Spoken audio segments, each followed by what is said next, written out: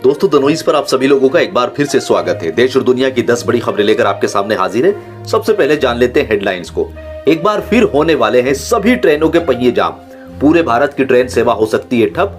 पूरी जानकारी आगे विस्तार से बताएंगे। अगली खबर, बाइक चलाने वालों के लिए आई बड़ी खुशखबरी। लॉन्च हुई ये डिवाइस जिससे अब नहीं होगी दुर्घटना। अगली खबर, पति के नाम संपत्ति पर पत्नी का होगा मालिकाना हक। प्रस्ताव हुआ तैयार। पूरी जानकारी आगे विस्तार से बताएंगे। अगली खबर, सऊदी में हज यात्रा के नियमों में हुआ बदलाव। अब इस प्रकार होगी हज यात्रा। अगली खबर, सर्दी से पहले हुई हवा खराब, पराली बिगाड़ सकती है पूरा माहौल। अगली खबर, कृषि कानून पर अब नरम पड़ी मोदी सरकार। सरकार ने लिए ये बड़े फैसले। इसी के साथ जानेंगे अगले 24 घंटे में कैसा होगा मौसम का मिजाज। दोस्तों इन सभी काम की खबरों की A to Z जानकारी आपको इस वीडियो में मिलने वाली है। और अगर आप भी डेली मुद्दों से रिलेटेड वीडियो देखना पसंद करते हैं तो वीडियो को एक लाइक जरूर कर दें। आइए दोस्तों बढ़ते हैं अपनी पहली खबर की तरफ। पहली खबर है कि Amazon अब रेलवे टिकट बुकिंग करने पर दे रही है भारी डिस्काउंट। हाल ही में दिग्गज e commerce company Amazon India ने ट्रेन टिकट बुक करने के लिए इंडियन रेलवे कैटरिंग एवं टूरिज्म कॉर्पोरेशन के साथ साझेदारी की थी। यानी ग्राहक Amazon के प्लेटफॉर्म पर भी रेलवे टिकट बुक कर सकते हैं। ट्रेन टिकट बुकिंग की सुविधा Amazon की मोबाइल वेबसाइट और एंड्रॉइड ऐप पर उपलब्ध है।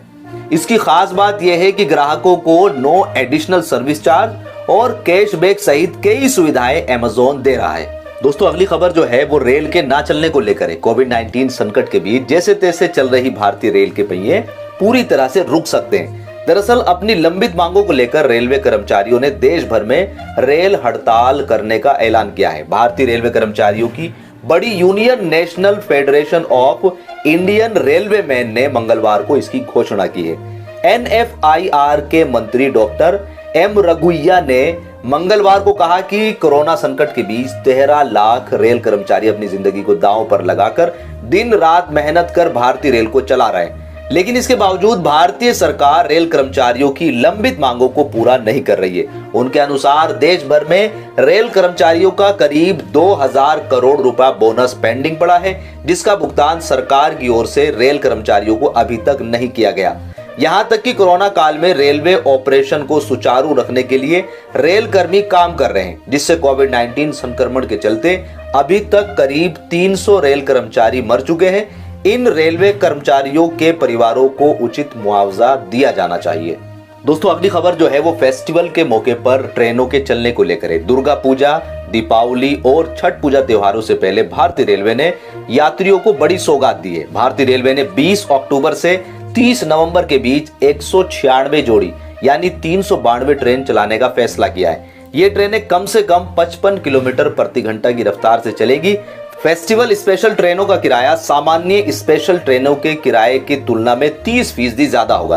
दरअसल ये नियम साल 2015 के कमर्शियल सर्कुलर नंबर 30 के अनुसार लागू किया जा रहा है। दोस्तों आप कहां से कहां तक की ट्रेन के चलने का इंतजार कर रहे हैं, कमेंट करके जरूर बताएं। दोस्तों अगली खबर जो है मोटरसाइकिल के द्वारा होने वाली दुर्घटना को रोकने के लिए ऑस्ट्रिया की स्टार्टअप सॉफ्टवेयर कंपनी मोटोबिट ने बढ़ती सड़क दुर्घटनाओं को देखते हुए कमाल का डिवाइस तैयार किया है।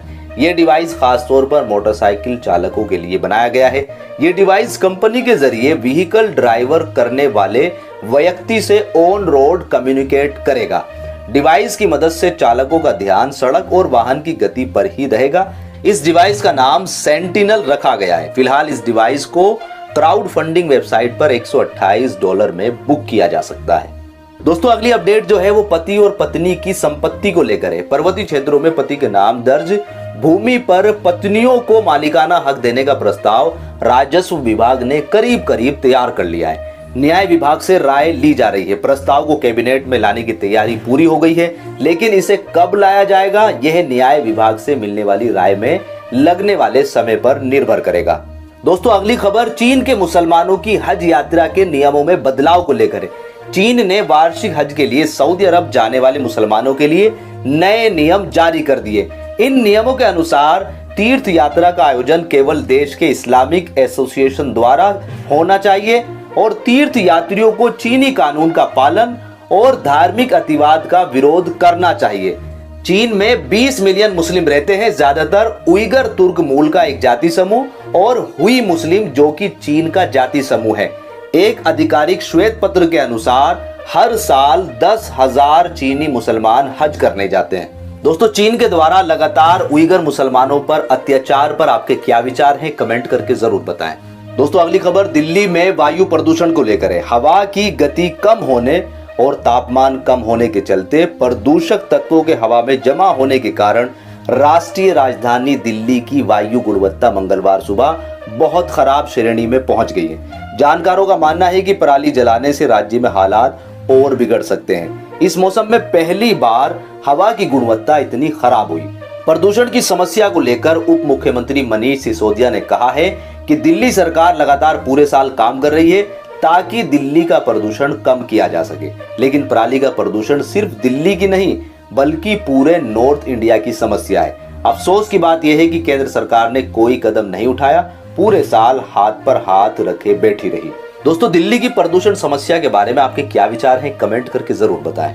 दोस्तों, अगली खबर जो है वो कृषि कानून को लेकर है। कृषि बिलों पर केंद्र के खिलाफ लगातार हो रहे विरोध प्रदर्शन के बीच मोदी सरकार ने एक बार फिर किसानों को बातचीत का न्योता दिया है। सरकार ने कृषि बिलों पर बातचीत के लिए पंजाब से कम 31 किसान संगठनों और उनके नेताओं को 14 अक्टूबर को दिल्ली बुलाया है।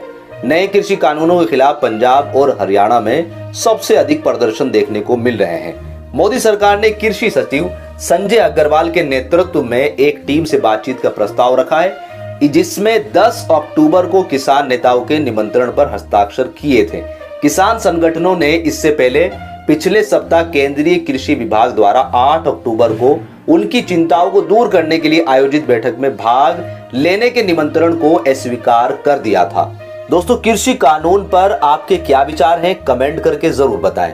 दोस्तों, अगली बड़ी खबर जम्मू कश्मीर से महबूबा मुफ्ती की रिहाई को लेकर है। जम्मू कश्मीर की पूर्व मुख्यमंत्री महबूबा मुफ्ती को रिहा कर दिया गया है। उन्हें करीब 14 महीने के बाद प्रशासन ने रिहा किया है।